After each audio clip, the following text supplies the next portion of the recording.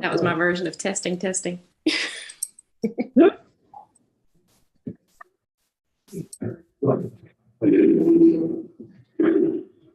All right.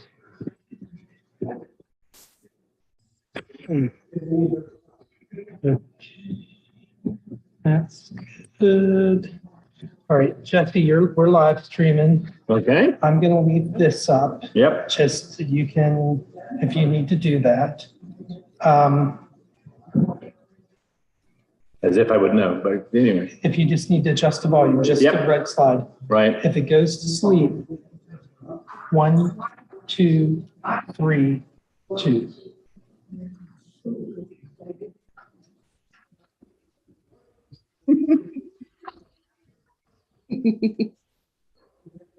Yeah.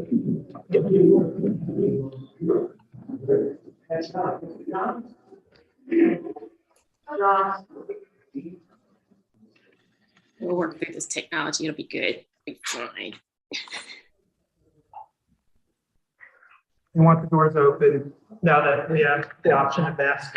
Ah, that's what that's about. Okay. Yeah. Sorry. Sorry. Crystal, we start up. I give an opening prayer, and then I will introduce you, and we need to break at 10:45. Absolutely. Cut me off if we need to. Jesse, you're good? Thank you. Thanks, Sean.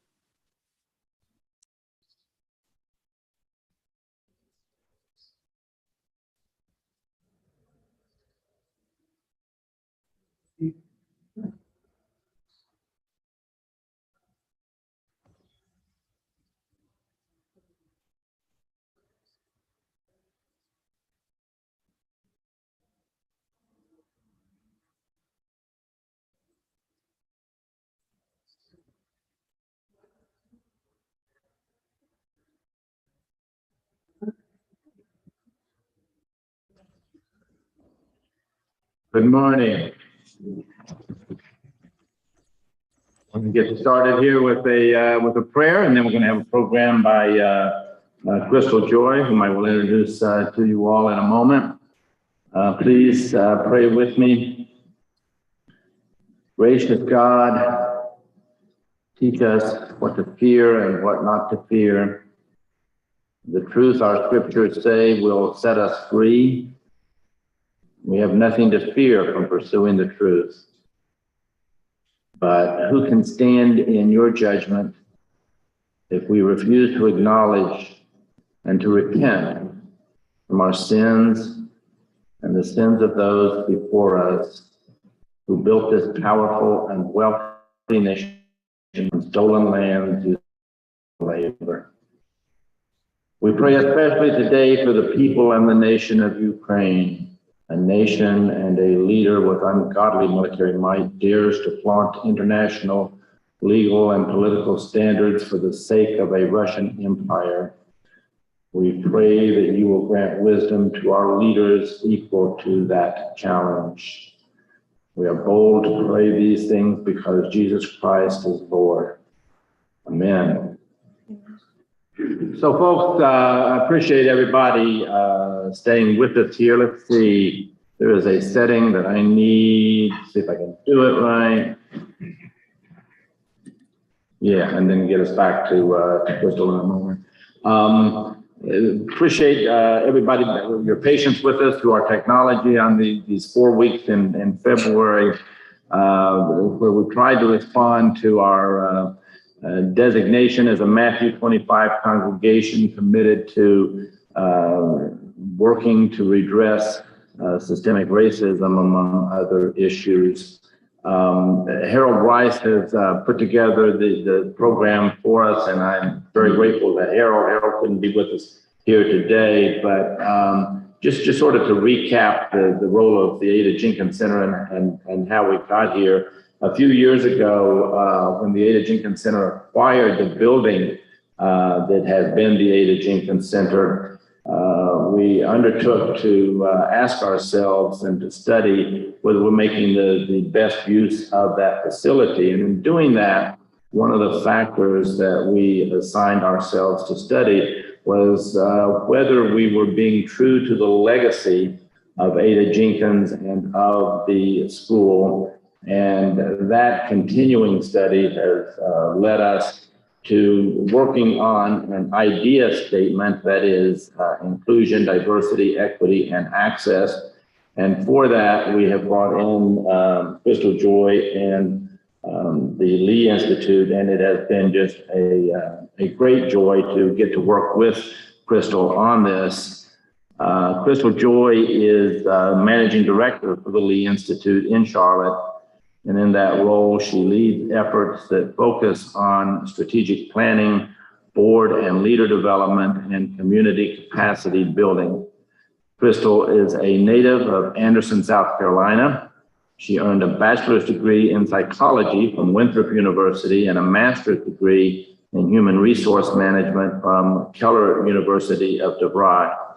Crystal has co-facilitated and led strategic planning processes for nonprofits such as the Lupus Foundation of America, North Carolina chapter, the Matthews Help Center, the University of North Carolina at Charlotte, the West Boulevard Neighborhood Coalition, the National Association of African Americans in Human Resources, the Housing Partnership, Charlotte Works, and the Urban League of Central Carolinas. She also co-facilitates the American Leadership Forum, Charlotte Region Chapter Program, the Lee Institute's flagship leadership program, which is dedicated to building strong communities by joining and strengthening leaders to serve the common good. And now, if I can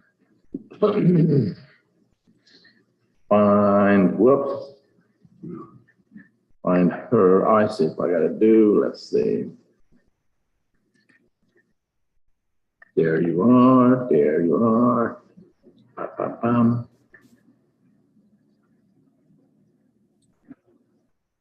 Now I got to get myself off of here. There. Crystal, welcome and thank you. Thank you so much. And good morning, beautiful people.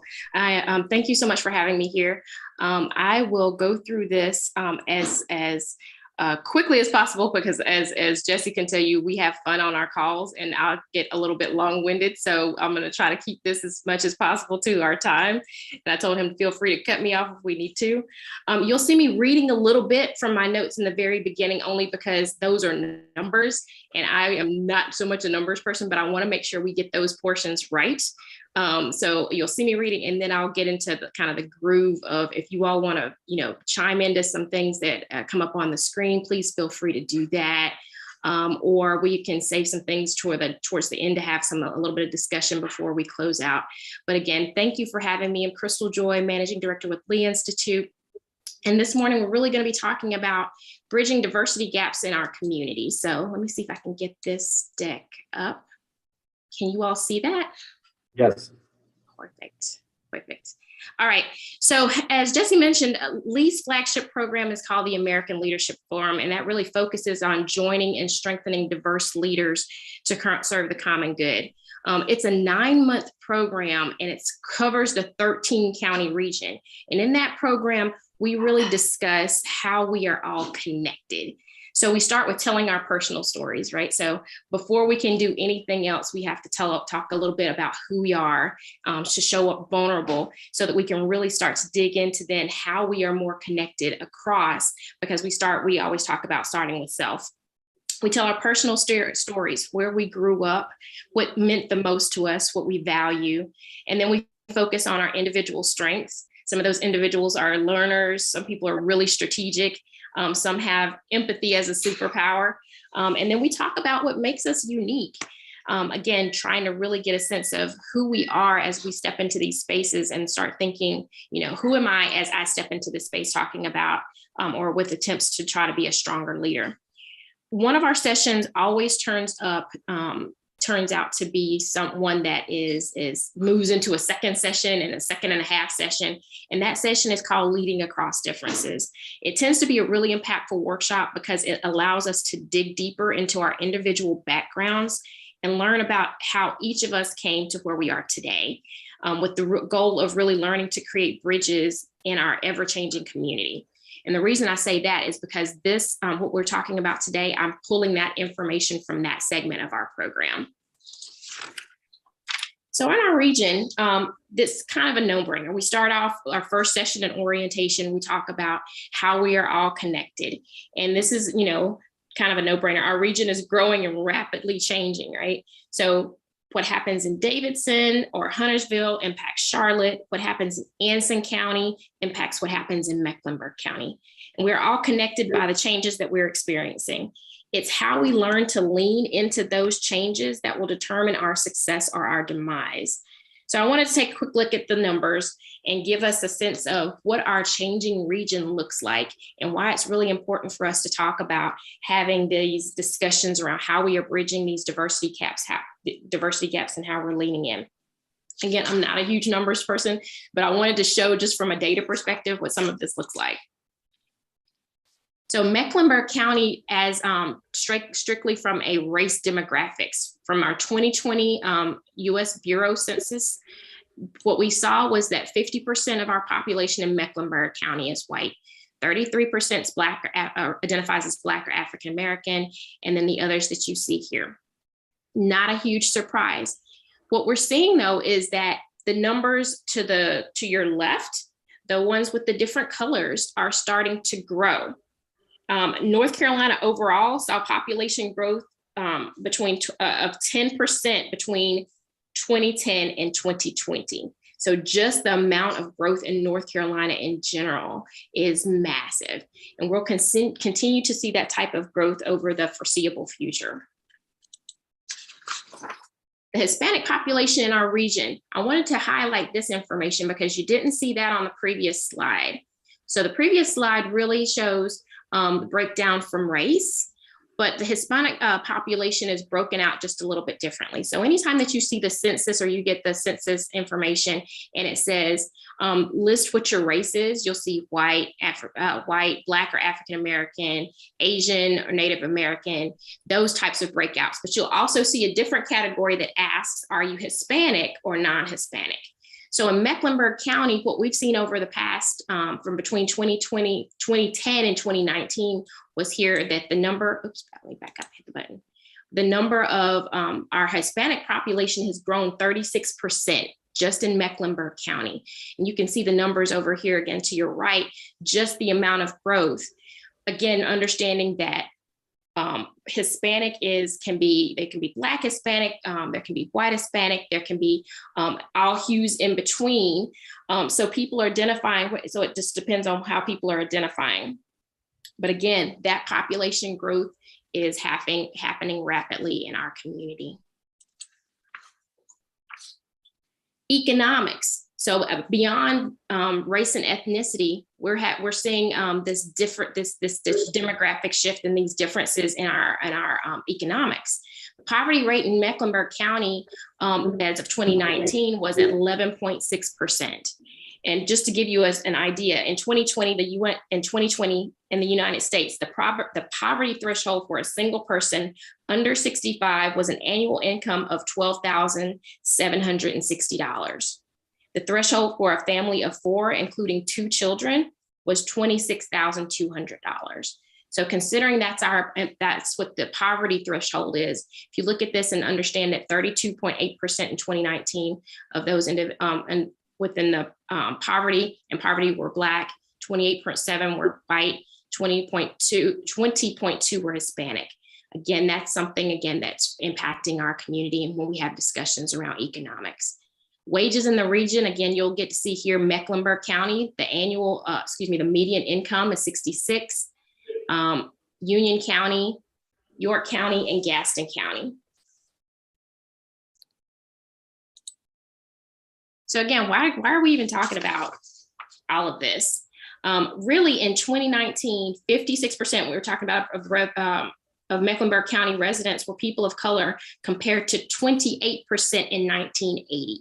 So again, the shifts of people identifying as non-white are important for us to figure out, okay, so our community overall is changing.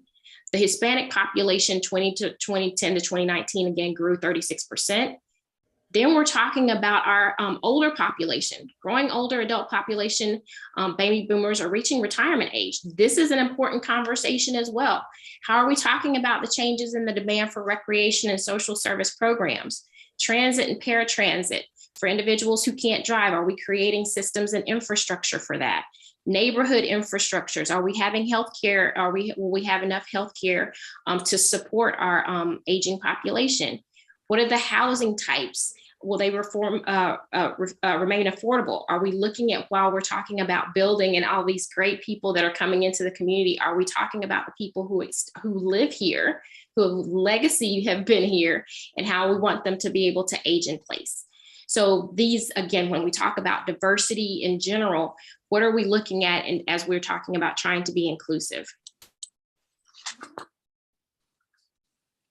As we talk about that, again, we're just talking about in general, the diversity conversation. The youth population grew by 9.5%, the second highest in the state behind Wake County. So this then impacts what we're talking about around schools. How are we developing in the space of education, childcare, our out of school time programs and family support? So what are we doing in the space of really supporting our children, and as people are moving into our communities, being able to create infrastructures are, again, for people that we're looking at affordable housing, we're looking at jobs, we're looking at education, but are we making sure that we're having these conversations around language, and so that we can truly be an inclusive community. And let's talk about the pandemic. So we've got COVID on top of everything else that we've seen in the last 10 years. So the big thing that we've seen come out of that, where we're talking about mental health. And so mental health is going to be something that I think we haven't even scratched the surface on. We've just barely begun to see the impacts of that from a diversity perspective. And are we being inclusive and having conversations about how we address that? Healthcare, education, housing, food access. We recognize that getting access to food over this period of time for communities who already had a food issue or food shortage was even exacerbated by the shutdown of some things that were happening. Technology access. We saw the digital divide for people who weren't able to work from home, for people who didn't have access. So if you're now shut inside of your home and you don't have the technology, from an inclusivity perspective, what does that look like? So now we are talking about the digital divide. And then we also saw police shootings. We saw incarceration and how criminal justice system sort of played out in front of us as we watched the George Floyd and things at the Capitol. So just watching all of these different things happen in front of us sort of in real time over the past year has been something to just add on top of the changing, our changing community over the past decade. So, as I talked about those things, just consider your initial reactions to the topics listed on the previous page. Not asking for you to say anything out loud, but think about when I was going through those demographics and that information, did anything hit you? Was there a trigger that you thought, oh my goodness, that might be interesting, that might be scary, That might be, do I really have questions about that? Just all in general, what is it that, you know, sort of stuck out for you, just for you to think about? What were your initial reactions? Then consider where those perspectives or the ideas came from. So if I'm reacting to some of that information or that data, that the population is changing, that I see myself in this shift, how does that show up? Where did that come from? Thinking about, again, when I talked about starting with self, and then how do those perspectives impact how you show up at home, with friends and at work? So again, considering those different topics, and when you're having conversations in community, those perspectives, and I'll talk about that in just a little bit. So if that information hits you a little bit, and you're like, okay, well, where did that come from? Just telling you to think about that and sit with that for just a little bit. Here's why. In that American Leadership Forum program I told you about, we focus a lot on what we talk around mental models. Mental models are for us how our opinions are shaped, our perspectives are shaped, who we are and why we are, because, you know, who we are and why we are who we are, so to speak. So how do we get to these particular places? And we'll talk about that in just a little bit. So here's the part where I said, feel free to jump in if you'd like, but I'll give just a minute for people to absorb some of the information. Just consider, look at this picture. For you, what's happening in this photo? If I were to ask you to sit down and take a piece of paper and just pen to paper for a straight 2 minutes, write out what story you would make up based on what this looks like, what would your story be? So just take a minute and look at that particular photo and develop what that story for you is.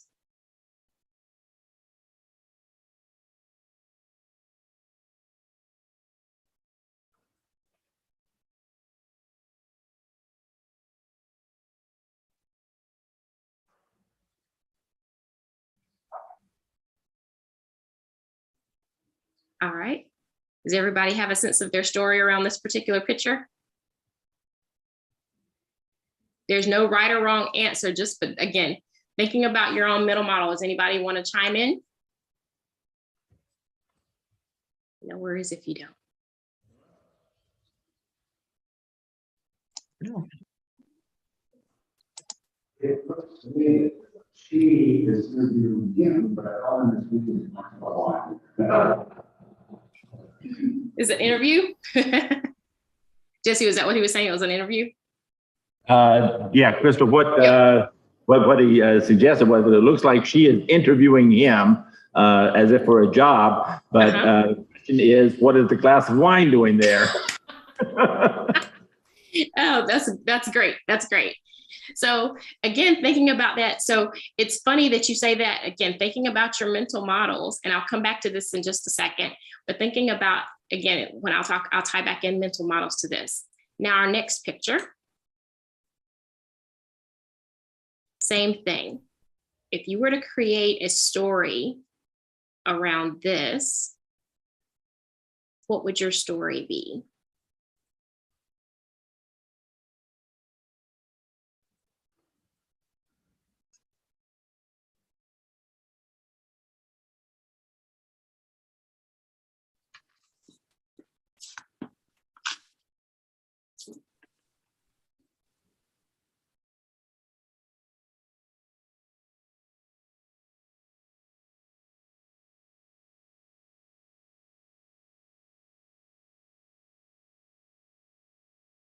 So what are the big things that stick out for you? And what's your narrative? Anyone want to jump into this one? I guess I will. The way I look at that is he's a minority. He has no reliable transportation to be able to go out and get food. So he has to go out in any conditions to walk like this. Whereas the majority of people that we see here are in cars.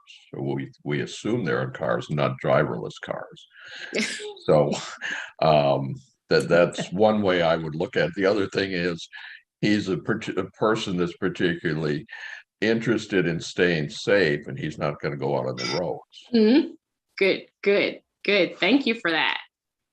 great perspective. Again, considering, and I'll come back to these in just a second so we can sort of dive into some things that I've heard. So thank you for jumping in. One more. Oh, was there another one? Was there another one? Okay, all right. And another.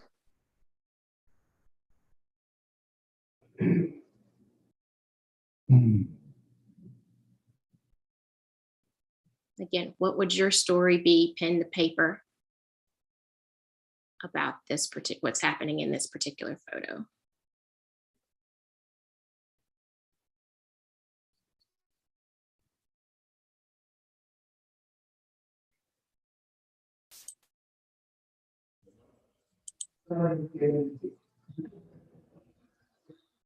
Yeah, the reaction was somebody is getting a ticket. I know that, that I would say as a white man, there is nothing particularly scary about this process. You get a ticket, you hire a lawyer to get it reduced to a municipal ordinance violation for equipment violation, and you move on. But I think that we know that for people of color, that's a very different story. Very, very good. No, so thank you for all kind of amusing me in this. So I'll go forward one slide and then I'll come back quickly just so that we can kind of wrap these up so I can show you where we were going. Mental models are deeply ingrained assumptions, generalizations, or even pictures of images that influence how we understand the world and how we take it in. So really what that means is there can be something that you see that triggers an emotion, a reaction that's based on something that's happened in your past. You don't have any control over that. You don't have any, so it's based on things that you've been exposed to, where you went to school, what your culture is, etc. So those types of things help to shape who you are. Let me back up. So in this picture, I love that someone said that she's interviewing him, but wondered a little bit about this glass of wine here, what kind of meeting this is. Depending on who you are, we've had people say that she was interviewing him. There have been individuals that said that he was interviewing her, that as their first reaction.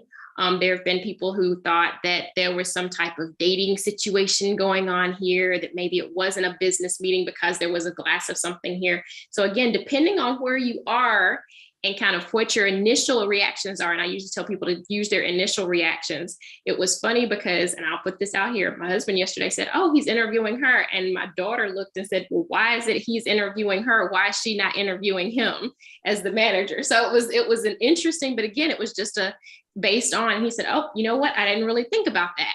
So again, based on where you are and who you are and your experiences, and my daughter's 10, and that was immediately what her immediate reaction was. She's interviewing him, and she said, and he's slouching. So it was kind of the perspective there of how people are showing up. In this photo, we've had anyone from, so thank you so much for chiming in around this one. It was that maybe he didn't have transportation. And again, it was the safety pieces that he was walking farther away from the road. Or someone mentioned, well, maybe he lives close by and he didn't feel safe driving. So maybe he did have transportation, because they claimed that he was at Target, and since Target's pricier, that maybe he did have means, since he may have been shopping at Target. So people just, again, based on where they were coming from, they had different images of what might be going on in these pictures based on your perception or the things that you've experienced or learned. And in this photo, it was even such conversations deep enough that said, well, maybe this person is getting pulled over for car trouble because the car may not be on, and because it's a sheriff and it's not a police officer, then maybe it's a different type of situation versus a speeding ticket, because this doesn't look like an interstate road, which would, I mean, they went really, really deep into the conversation about what the sheriff might be doing, a sheriff's officer might be doing in this particular situation. Or because this road, maybe it was a country road, because this doesn't look like an interstate. They were just all over the place. So again, given where it was, where your mental model takes you, others said, they felt immediate fear of what might happen next in this situation, given things that we've seen from police in the past, in most recent videos and what's been highlighted in media. So again, just wherever your personal experience takes you, consider your mental models and reactions to these things. So what we see versus what kids see. So mental models, again, as we position this differently, are self-generated beliefs born out of interpretations and conclusions that are based on past observances and experiences. So really, again, my mental model is shaped by my environment, my friends, my religion, my past experiences.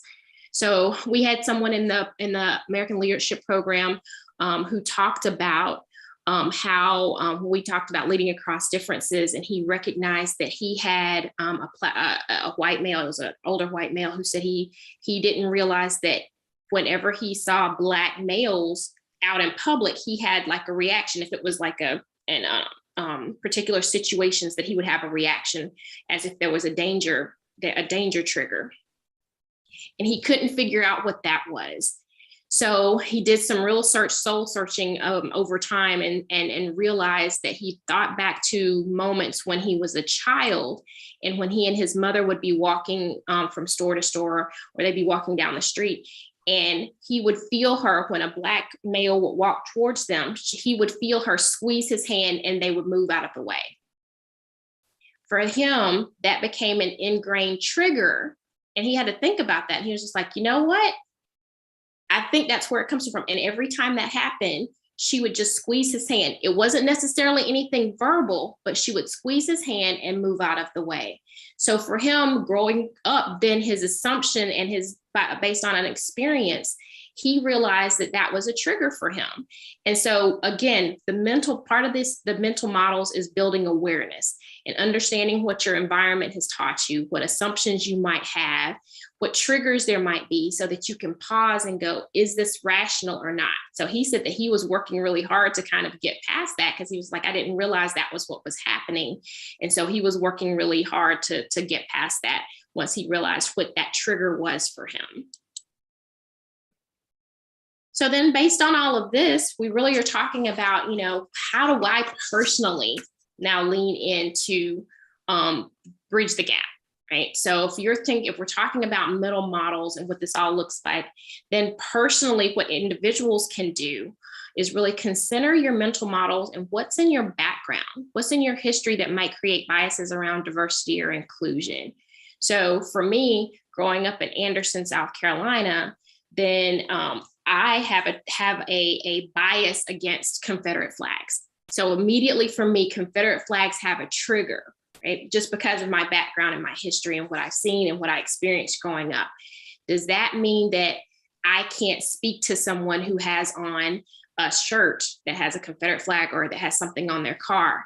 If I'm wanting to be a community leader or do things in community to help bridge the conversation gap and to try to figure out who that individual is, then I need to find ways to do that. So consider what's in my own history that might trigger for me that I might need to be more in the next one, be intentional about connecting with individuals who have backgrounds that are different from my own.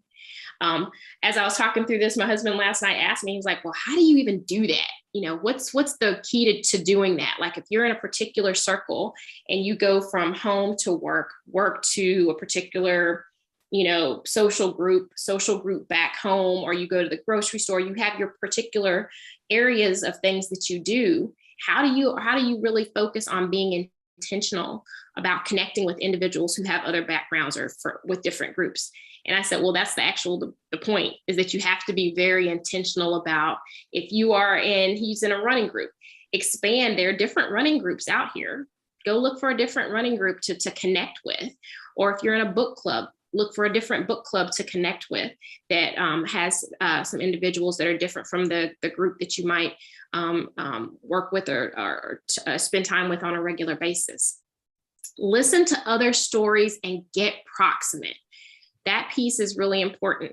Without understanding or having proximity to people who are in poverty or people who are foreign born, to understand their experiences coming into the United States, or their experiences here being in the United States, understanding why people of color, particular Black individuals, have fear of police and what their experiences may have been, listening to those stories and asking questions from a place of authenticity, and really saying, hey, I want to learn more, being able to do that and getting, like I said, proximate to those types of issues to learn and better understand.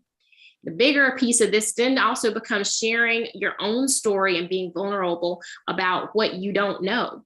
What's in your ground is something that we've in community building initiative, they would say, what's in your own ground, that piece of that your own mental models and your history, really digging into that and finding out, what's in my own background.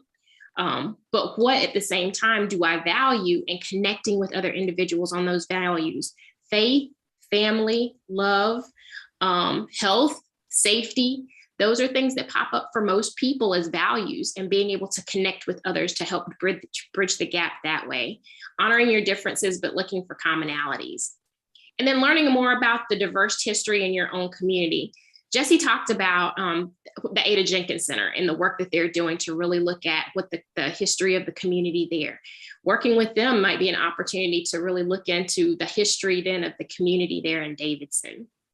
And then focus on where you can have the greatest impact. We're not asking folks to go out here and immediately change the world. We're saying, where is it that you can have impact? That means you can have impact at home. You can have impact with your friends. You can have impact at your church. You can have impact at your jobs or your social groups. But where is it that you can have an impact? And that might be as simply as asking a question, digging deeper if someone says something that you're like, I'm curious about that. But just being able to look for opportunities to lean in differently to try to bridge some of those gaps.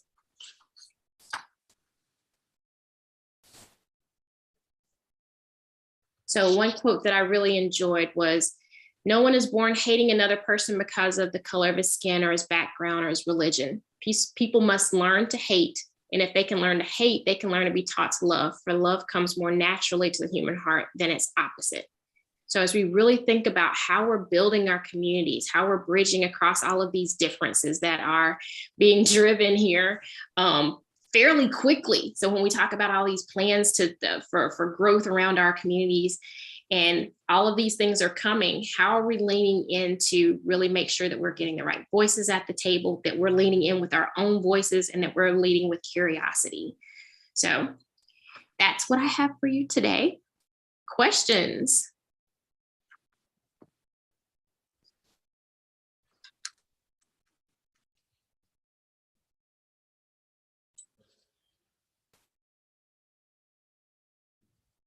A little bit on the Lee Institute and looking more broadly. But what the purpose of the Institute is and what we do in a broader sense. Oh, great. So did I hear the question about more about the Lee Institute and what we do? Yes, that's the Yes. question. Okay, perfect. So Lee Institute, we are a nonprofit in Charlotte, and we have essentially three focus areas. We focus on nonprofit capacity building. So that's nonprofit organizations, faith-based organizations, city and county government, and we we get brought in to talk about how do we build the organization from a structure perspective.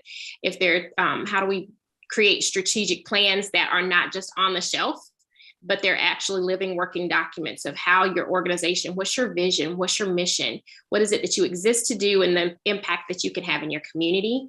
So we talk about how you then structure your organization to do that.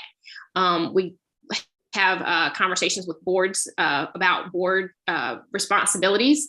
So what is it that the boards are supposed to do? What is it, the relationship between the board and the ED and the staff? What does that look like? Sometimes we do executive coaching, but anything that has to do with strengthening the nonprofit organization and the people who work in it. We also have leadership development as an arm that we focus on. The American Leadership Forum is a flagship program. We also have a program that we run that's called Leading for Change, and that one's a program that's more focused on race equity. So we go deep into what the history is. As I say, it's not that some of the gaps that were left out of the McGraw-Hill textbooks, that we'll go into that deeper history and talk about now how, from that perspective, can we really look at how systemic racism has occurred in the United States, and how do we now break systems, change systems. And then we have another arm that I call community capacity building, where we work with nonprofits from different places. So it can be affordable housing. I'm working with a number of affordable housing developers to talk about how they can collectively use their influence to advocate for policy change. So anything that, when I see there are opportunities for different organizations, or not that, whether that's grassroots or larger organizations, to collectively come together to do something and have more impact, we work on that. So we have a lot of different arms. We've done a lot more work in the diversity and equity and inclusion space as of late, because that's what people have been looking for, given the things that have been happening over the last couple of years. But that's essentially what we focus on, is community partnerships.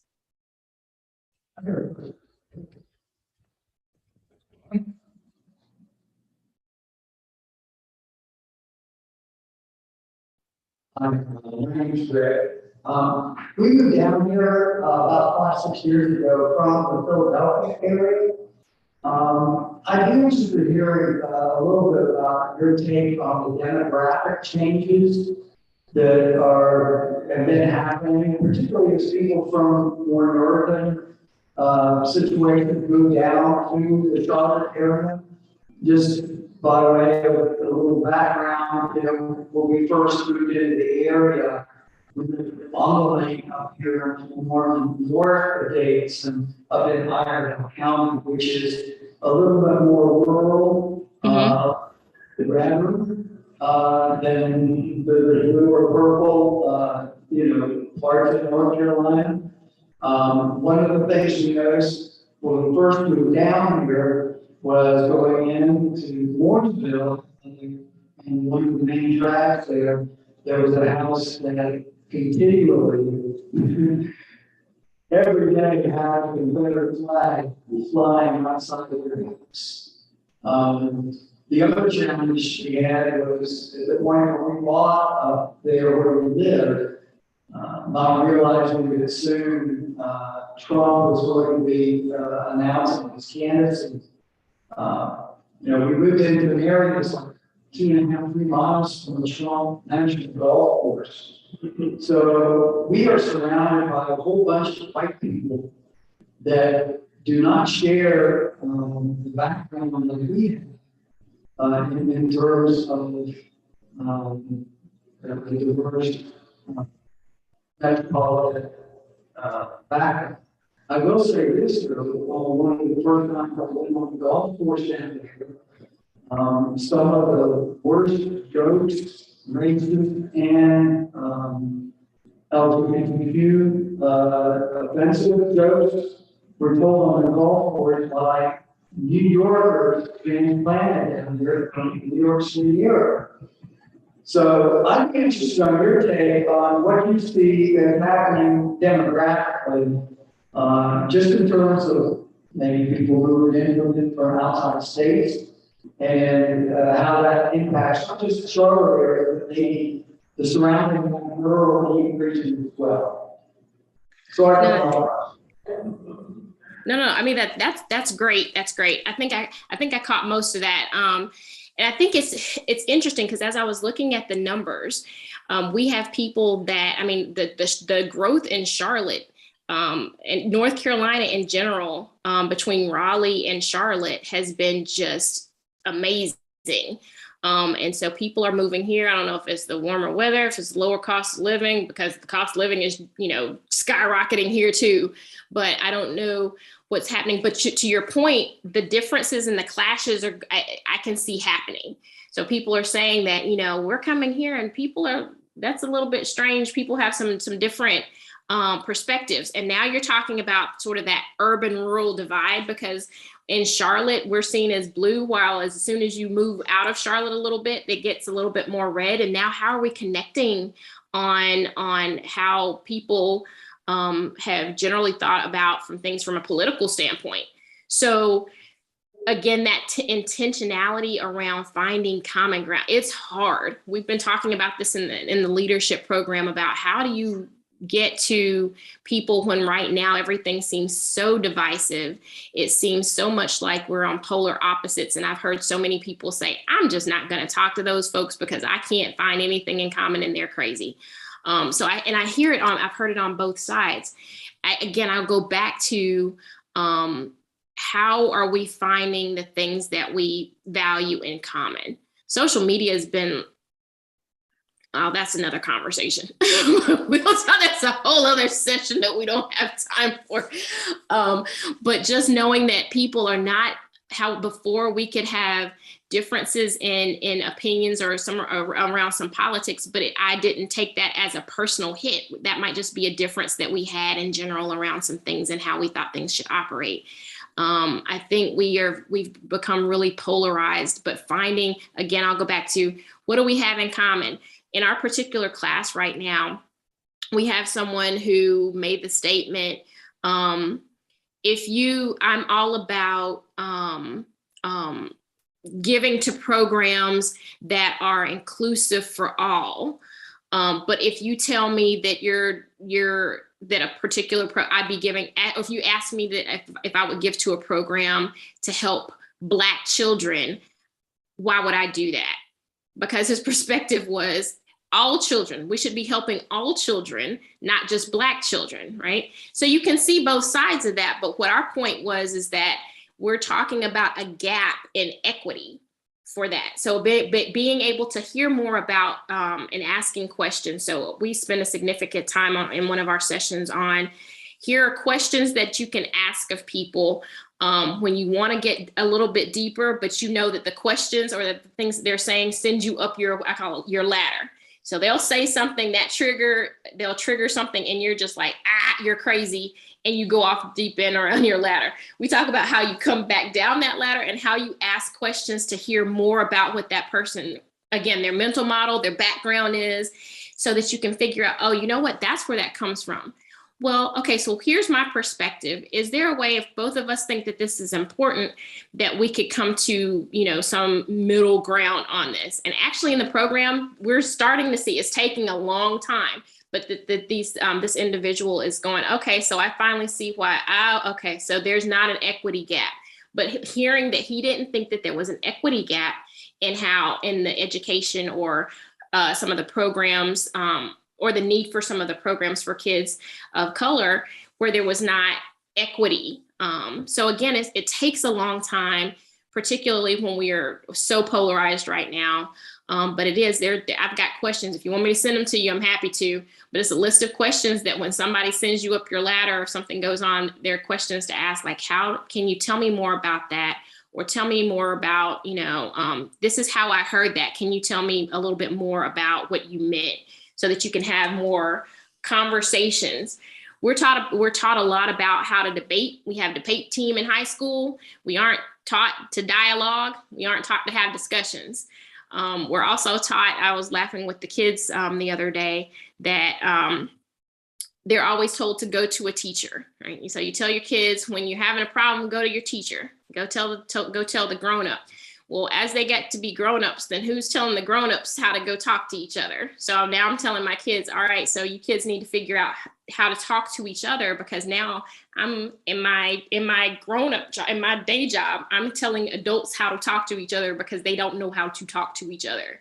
So how are we creating space for people to be able to connect and ask questions and learn more, particularly in this space of social media, where all you get is information that tells you your beliefs are right. But like I said, that's a whole other, that's a different session for a different day. That's tough though. Crystal, I have a question. It flows from that same conversation. I think in many states there are efforts to forbid teaching of classes like this. People wanting to forbid the critical analysis of our history from a point of view of race et cetera. And yet you work in these very fields with corporate America, particularly in Charlotte, and there seems to be a contrast there because the corporate world in Charlotte and elsewhere seems very strongly committed to examining equity and inclusion and diversity. Why is there this disconnect between what corporate America is pursuing and what some politicians want to forbid?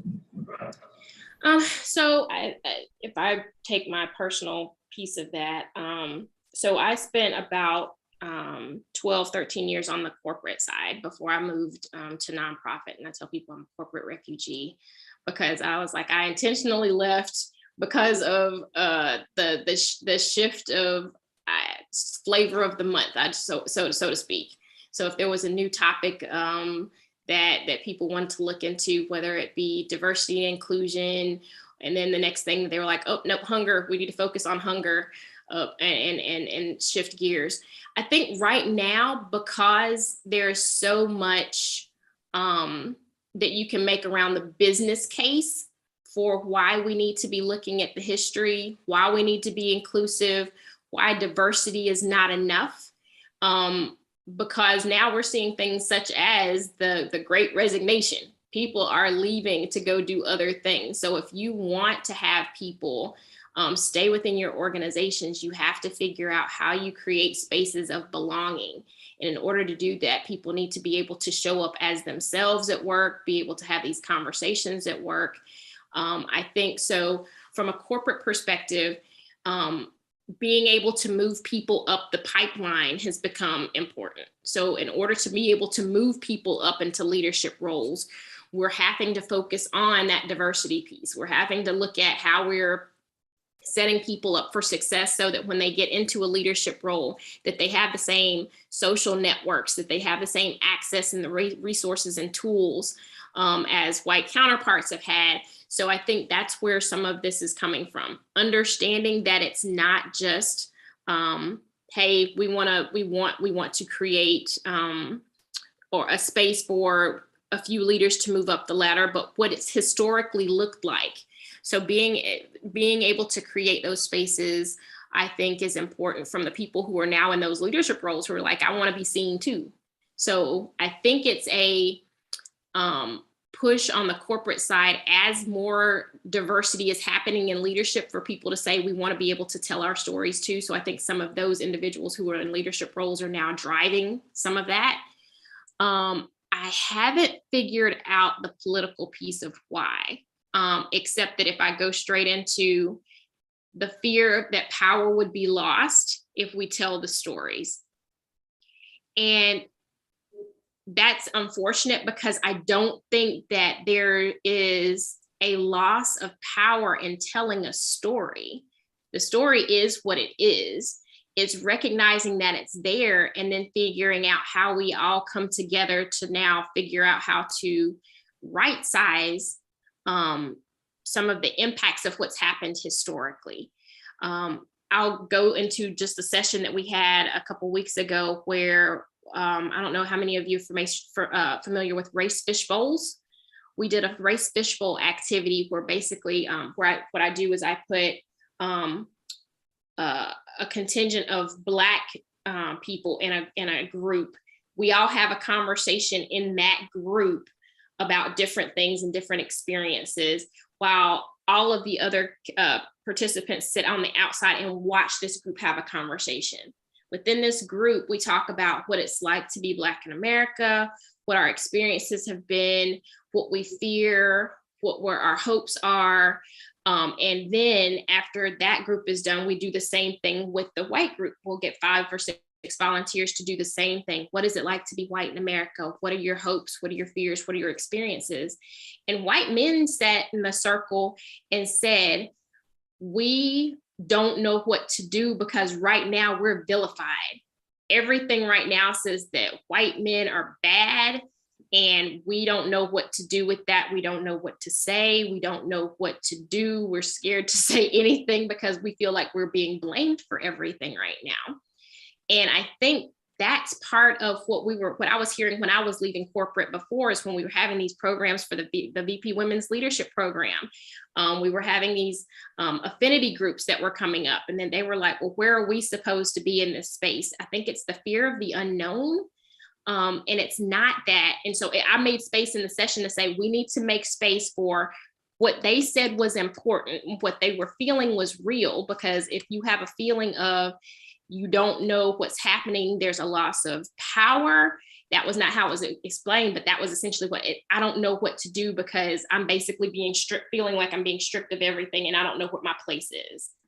So I think it's that fear of not knowing what the outcome will be if you tell the story, not knowing how to tell your kids. If we start teaching critical race theory, how you talk to your kids about the history, and you have, them feeling like they're bad people. There's no blame, shame, or guilt in telling the history. So we just need to be able to share it and share that information in a way, like you said, politically in governments, it's different. I think there are dollars tied to some of that, and who's triggering and pulling on dollars and strings and for different things on that side. But corporate, I think for right now, because of the shift in leadership, that might be what's driving a lot of that shift. My personal 2 cents. Thank you. Thank you. Who else has any questions, either online or here in the room?